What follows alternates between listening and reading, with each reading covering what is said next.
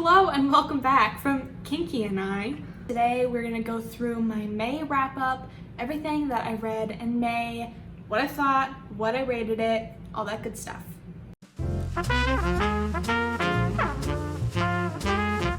First, we have a book that I was very excited for, but was very let down by, and that's If He Had Been With Me by Laura Nowlin. I ended up giving this book 2 stars, and let me explain why. So this book follows Autumn and Finn, childhood best friends who are no longer friends when this book catches up to them in high school. This book is YA and it shows. My issue with this book is that I could not handle the teenage angst. I really could not handle, I did not like Autumn. I really disliked her. I had a hard time reading from her perspective, like empathizing with her.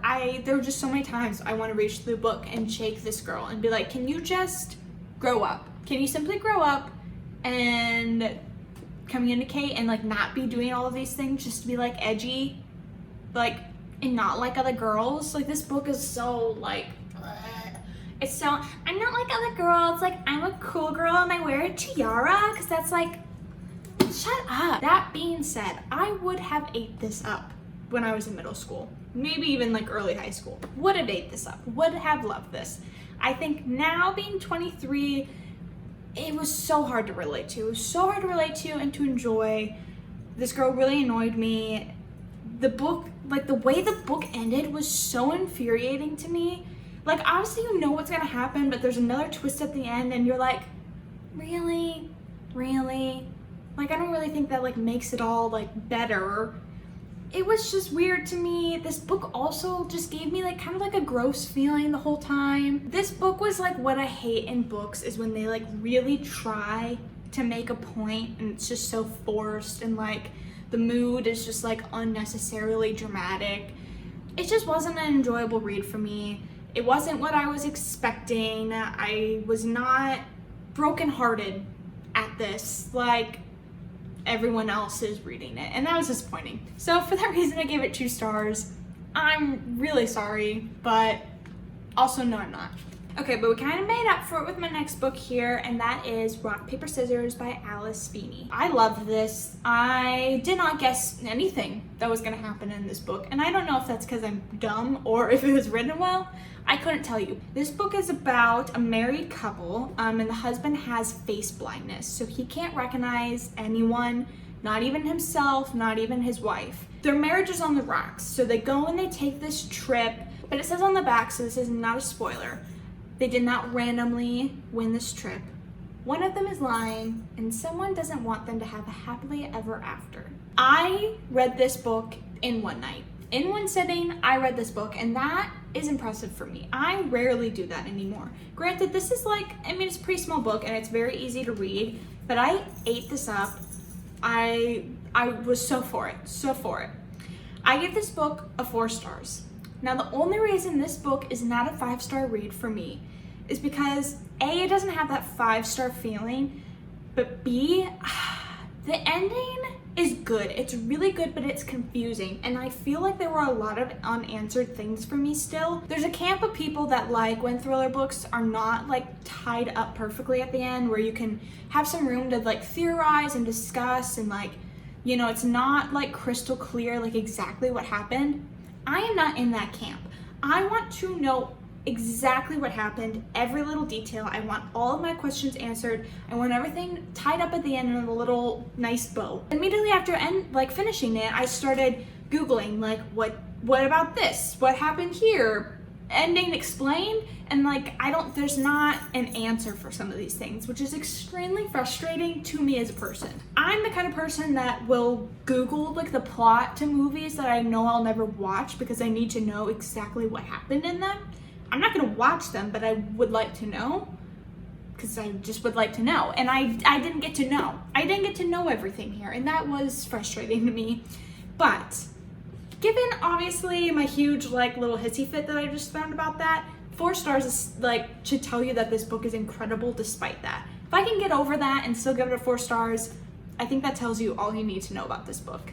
Highly recommend. Okay, and the next is a series, so I'm going to talk about it all together. I'm never going to shut up about the series, and I haven't shut up about it, and I don't plan on shutting up about it anytime soon. And that is the Heartstopper series. This series, oh, the chokehold this has on me is intense. This is a 4-book series currently. There are going to be 2 more. I am not a graphic novel person. I have not read graphic novels in the past. I have not really had any desire to get into them, but my friend Mari raved about this series. I bought the first one, was hooked like literally a day later, had to buy the second one, day later had to go out and buy like the next 2, like I just needed them. They're very quick reads, obviously, because they're graphic novels, so I ripped through these very quickly. This series follows Charlie and Nick, who are friends to lovers. I talk a lot about this series in the reading vlog I just did, so if you want to hear me kind of dive into, especially like these last 2 books in more detail, go check out that vlog. But just kind of my overall like gist for this series is that it's a very wholesome, hopeful like love story of these 2 boys, and I think it's just so important to have this representation. There's, there's not only queer representation, but there's mental illness representation, eating disorder, like a lot of really important discussions happen in these series, and it's handled so beautifully, so responsibly, and I think anyone of all ages can learn a lot from this series and be validated in a lot of different ways. So I highly recommend this series with literally everything I have in me.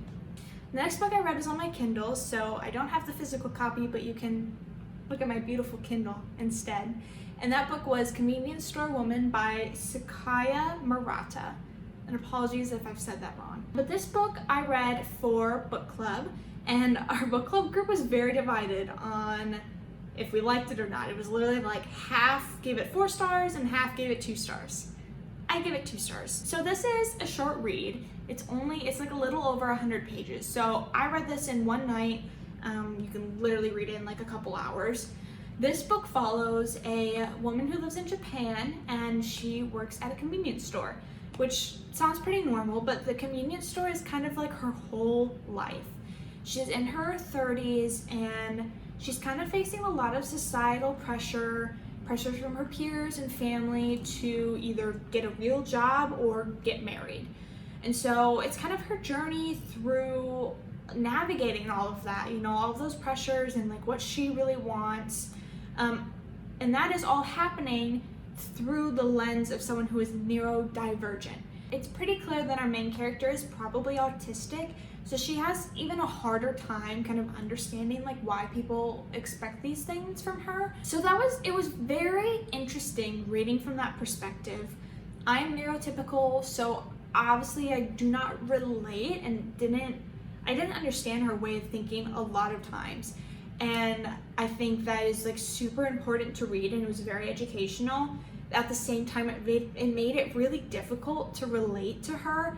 And I think a lot of my enjoyment in books is based off if I can relate to the characters. So I really didn't enjoy this read.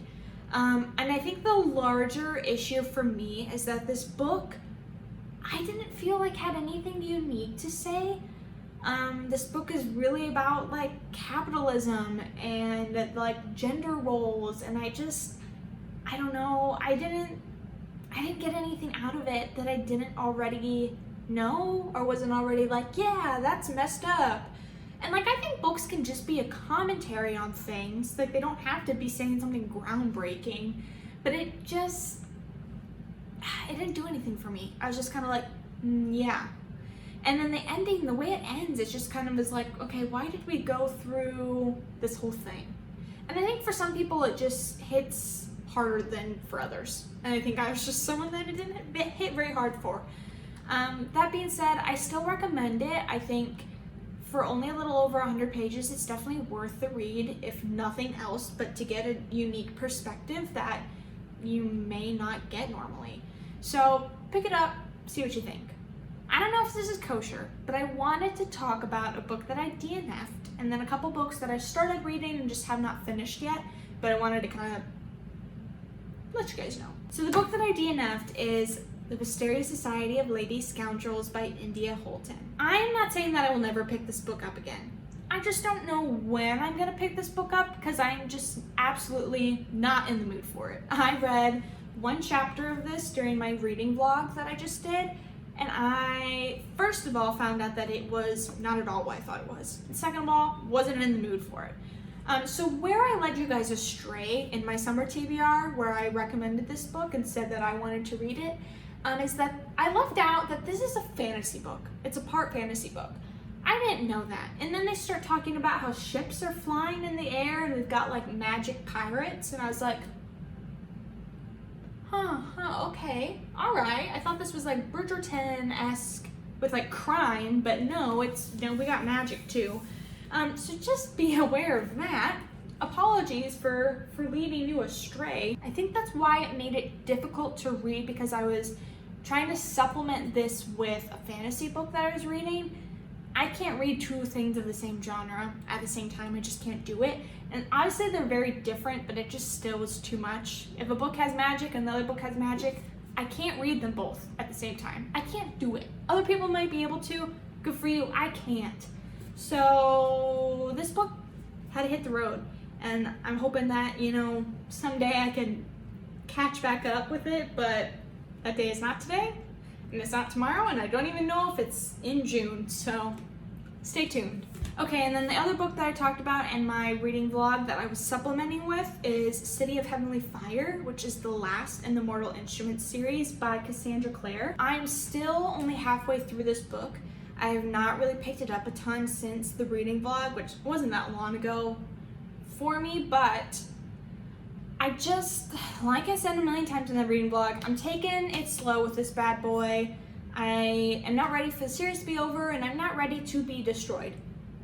So stay tuned again with this one, but it has been very good so far. So just wanted to update there. This next one I really tried to finish by the end of May so I could talk about it, but I was unsuccessful.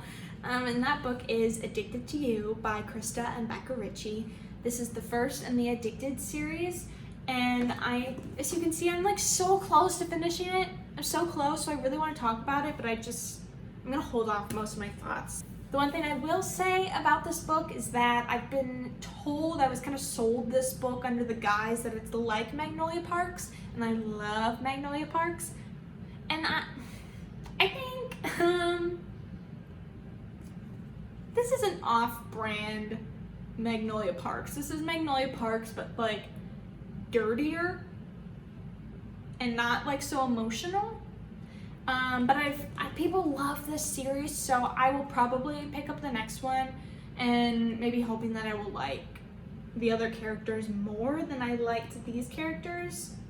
I don't know. My thoughts are not final at all. I probably shouldn't even say anything. I probably should keep my big mouth shut. But I don't know. If you care, that's where I'm at. So that's every book that I read in May or attempted to read in May.